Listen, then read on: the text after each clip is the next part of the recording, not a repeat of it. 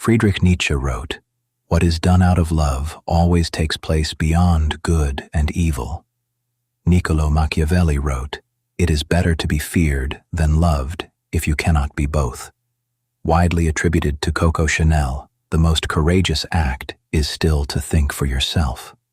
Aloud, Friedrich Nietzsche wrote, "He who fights with monsters should be careful lest he thereby become a monster. And if you gaze long into an abyss, the abyss also gazes into you."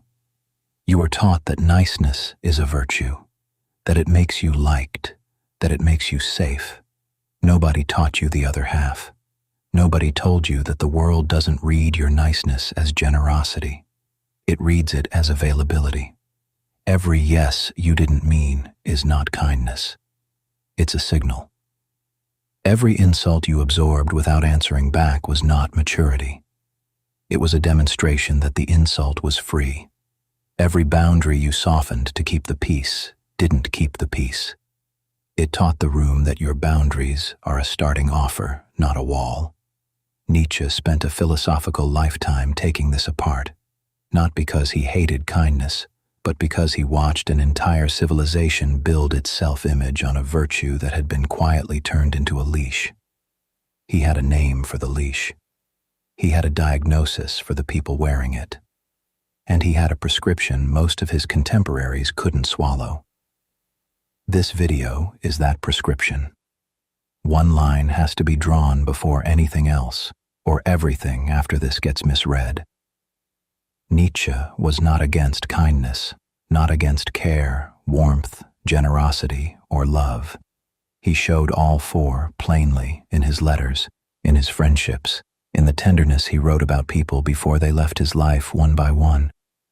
What he was against was something that only wears kindness as clothes, the compulsive performance of niceness as a strategy for managing other people's opinion of you. Real kindness is about the other person. Performed niceness is about your fear.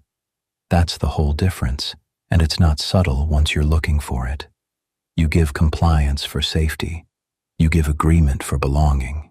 You give your own boundaries away for a feeling of approval that lasts about as long as the conversation does. Nietzsche had a word for goodness performed out of fear rather than chosen out of strength. He called it slave morality, not chosen freely, but adopted by people with no power, who needed a way to rename their powerlessness as a virtue. And the mechanism is more precise than "the weak resent the strong." In the first essay of On the Genealogy of Morality, he draws two entirely different moral vocabularies. The noble type judges from the top down. I am good, powerful, direct, unafraid, and what is unlike me is, by comparison, bad. Bad here barely stings. It just means lesser. The slave type has to judge from the bottom up and does it in reverse. It starts by naming the noble's power evil, dangerous, threatening, damnable, and only then, by contrast, arrives at its own condition and calls it good. Good and bad is a value judgment. Good and evil is an accusation. One describes a difference. The other prosecutes a case. That's resentment, not simple envy, but envy that has learned to disguise itself as ethics so thoroughly that the person feeling it can no longer tell the difference. The powerless can't act, so they interpret. Weakness becomes patience. Compliance becomes humility. The inability to hold a line becomes saintly forgiveness. An entire value system built backward from the one thing its author was never able to do, and built with enough conviction that generations later, you inherited it as simply being a good person, with no idea it was ever a case being made against someone. That is not kindness. Kindness is free. It comes from surplus, from someone with enough self-possession to give without depleting themselves. What most people call niceness comes from deficit. It's not generosity. It's terror with better manners. That distinction is the whole video. Everything below is just this idea applied. Start where it actually starts, not philosophy. Nervous system. Your brain runs a threat detection system older than language, older than culture, older than any idea you've ever had about right and wrong. For most of human history, being cast out of the group wasn't awkward. It was fatal. No winter survived alone. No hunt completed alone. No defense mounted alone. Belonging wasn't a preference, it was oxygen. So the brain built an exquisitely tuned detector for social threat. The frown, the silence, the shift in tone that means the group's opinion of you is moving.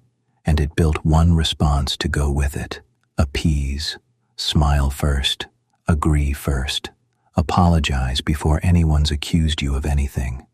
Make yourself small enough that you never trigger the system that gets you left behind. That system is still running. Right now. It fires when your boss's face changes. It fires when a friend goes quiet after you said something true.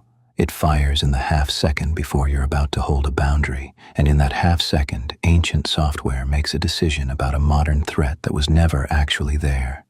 You are not weak. You are running code written for a world that no longer exists.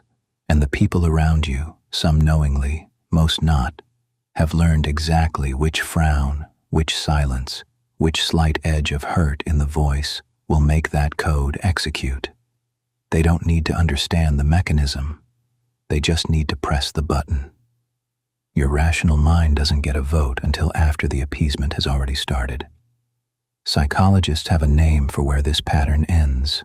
The fawn response, a fourth option beside fight, flight, and freeze, where the organism meets threat by making itself as non-threatening as possible. Preemptive helpfulness, instant agreement, the elimination of anything that could cause friction.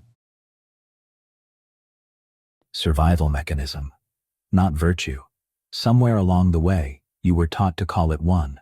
Nietzsche didn't see this as biology's problem. He saw it as philosophy's crisis.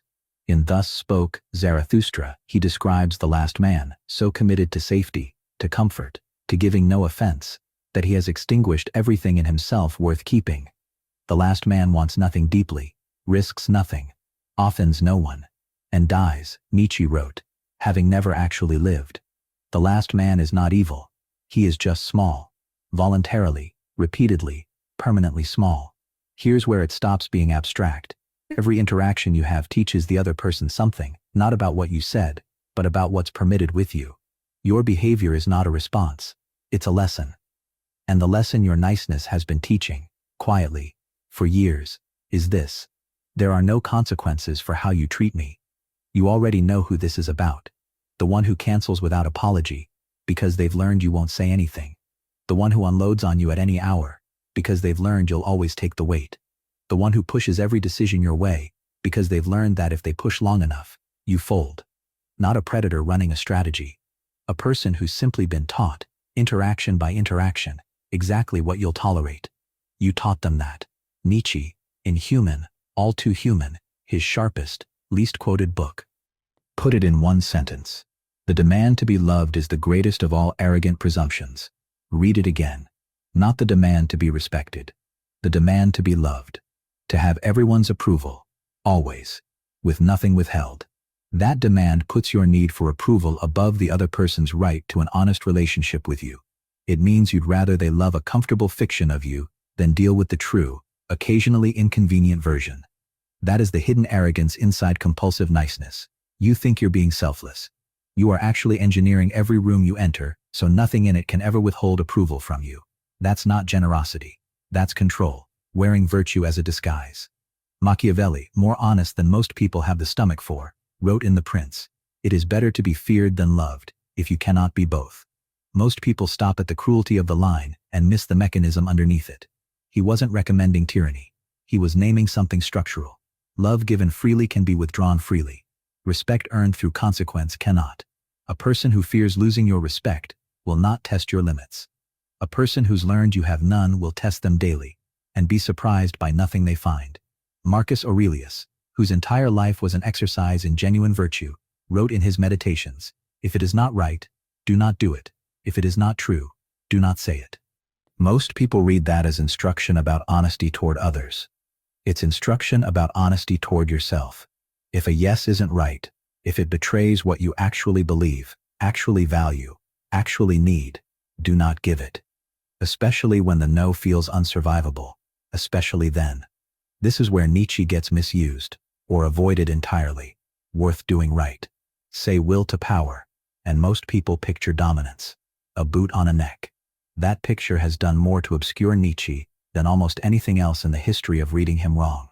Worth being honest about the scale of the disagreement here. Scholars have spent a century arguing over how far to take will to power, whether Nietzsche meant it as a psychological drive in individual people, or, as later readers like Heidegger pushed it, as something closer to a metaphysical principle underneath all of existence. That debate isn't settled, and this video isn't going to settle it. What's not in serious dispute is the part that matters here. At the level of a single human life, the will to power is not a will over other people. It's self-overcoming. The drive toward becoming more completely what you already are, with less compromise, less filing down, less apology. It's what a blade feels seeking its sharpest edge, not to cut anyone, but because that's the thing a blade is for. In Zarathustra, one must still have chaos in oneself to be able to give birth to a dancing star. The chaos isn't disorder. It's the unprocessed, uncompromised self. The part that hasn't been sanded flat by 10,000 rounds of I don't mind, and whatever you'd prefer and sorry, forget I said anything. The dancing star is what's left once you stop spending your whole life managing everyone else's comfort at your own expense. The will to power is not the desire to crush other people. It is the refusal to crush yourself. And this is where niceness stops being a social inconvenience and becomes a philosophical emergency. Every forced concession is a small act of self-crushing.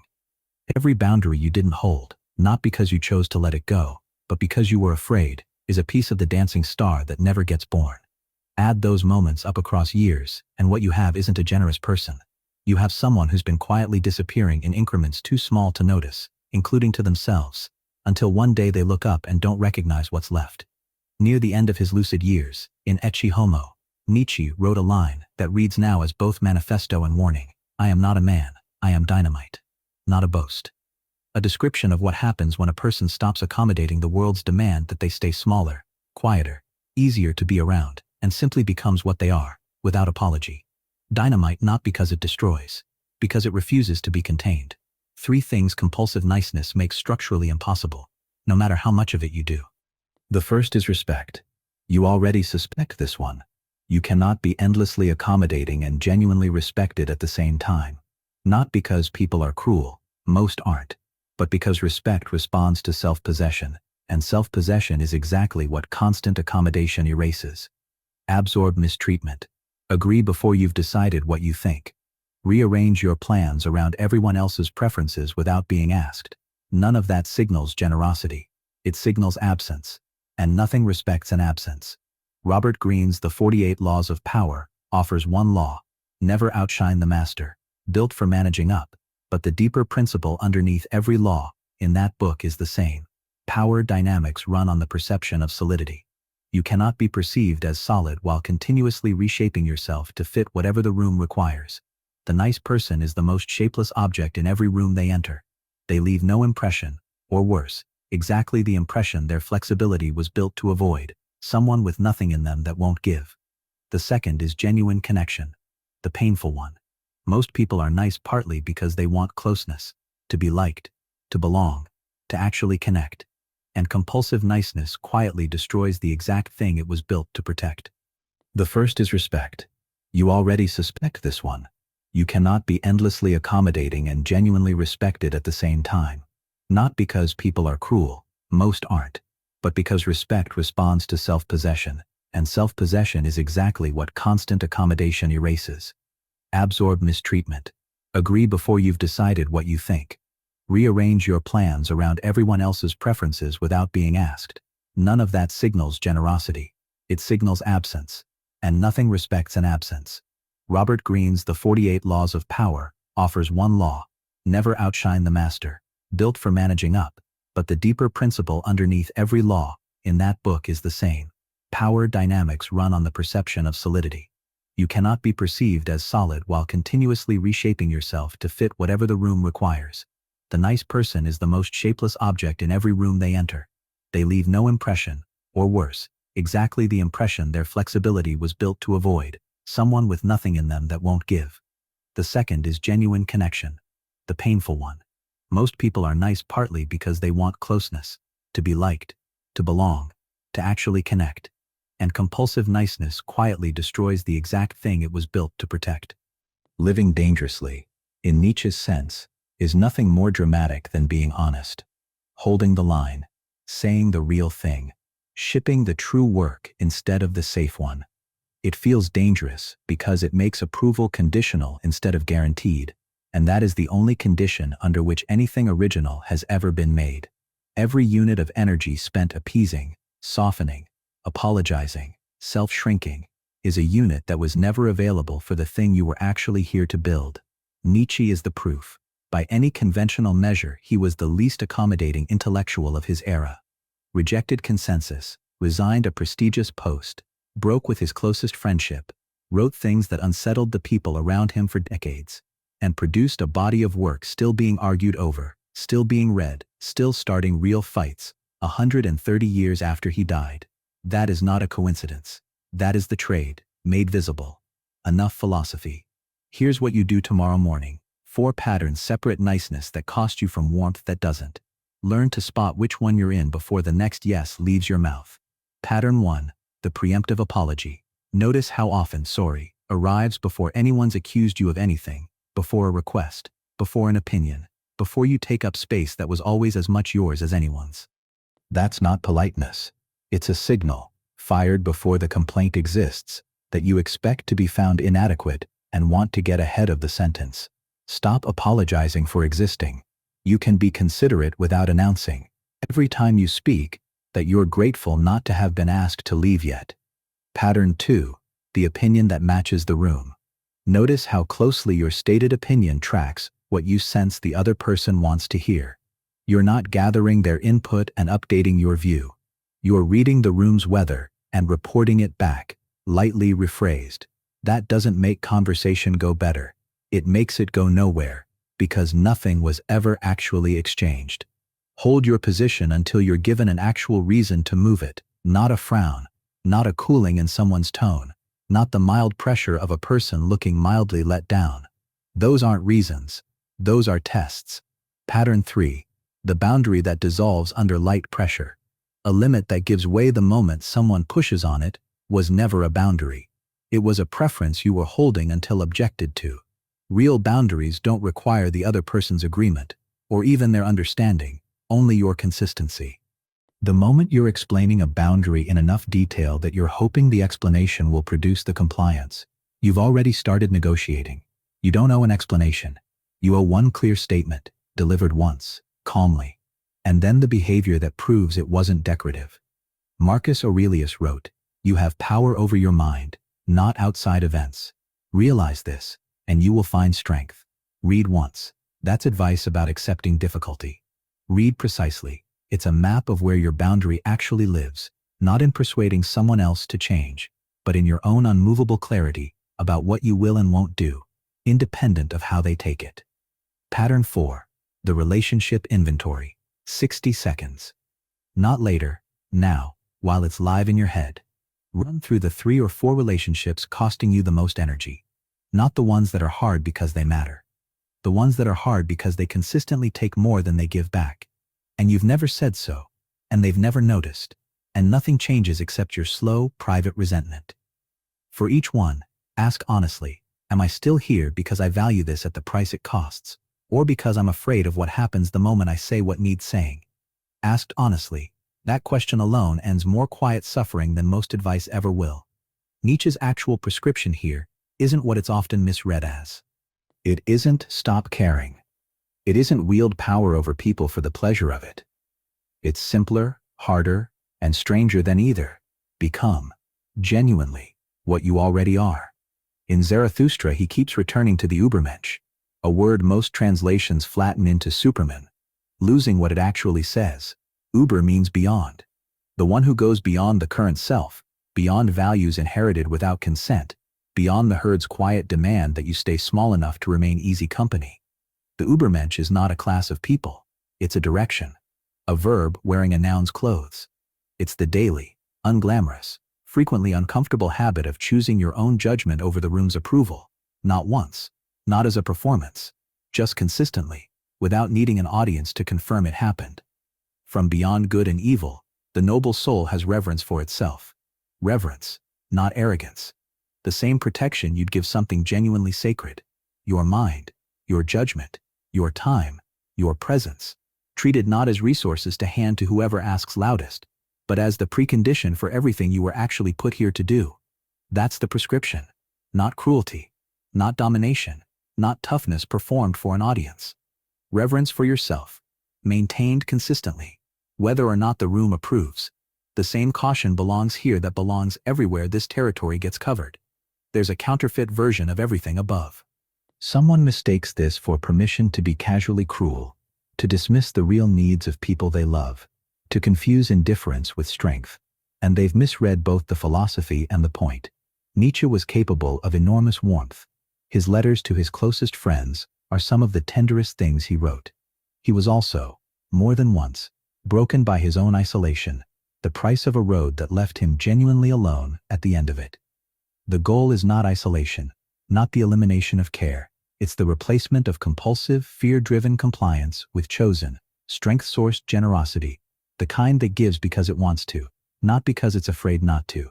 That's the entire distinction. If you can't feel the difference between those two kinds of giving in your own chest at the moment you're deciding, that's still the work in front of you, not an overnight realization. Work.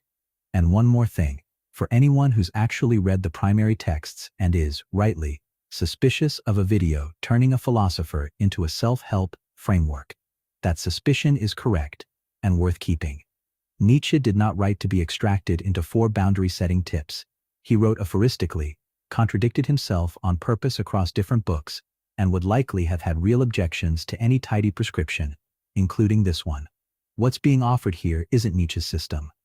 It's one honest application of a real diagnosis he made, applied to one modern problem he never lived to see named. Hold it that loosely. He would have wanted it held that loosely. Bring it all the way back. You were taught niceness is a virtue. It can be, exactly once, when it's free. When it comes from someone with enough self-possession, enough reverence for their own judgment, enough tolerance for the possibility of disapproval, that their generosity is a gift and not a transaction wearing generosity's coat. Until then, it's a cage. A beautifully decorated cage you built yourself, repaint every morning, and that the people around you have learned, without ever being told, to let you keep maintaining. Nietzsche spent his life standing outside that cage, trying to name exactly what was being lost inside it. He was not always kind about it. He was not always easy to read. He was, almost until the end, almost entirely alone. But he left something the nicest, most universally liked philosophers of his era did not. A body of work that still unsettles people, still demands something of them, still refuses the comfortable answer when the true one is harder to hear. That's the cost. The question was never whether you can afford it. The question is whether you can afford the alternative. This week, one thing. Not the whole framework. Not a personality transplant. One thing. Find one relationship, one recurring moment, one pattern where you know, not suspect, no, you're operating from fear of disapproval instead of genuine choice. This week, in that one place, say the true thing.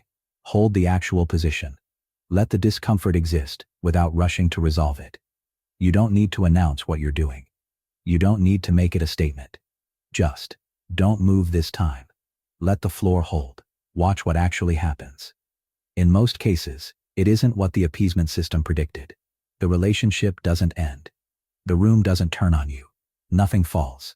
What happens, usually, is the other person adjusts, because they were always responding to the limits you were actually showing them, not the limits you imagined you had.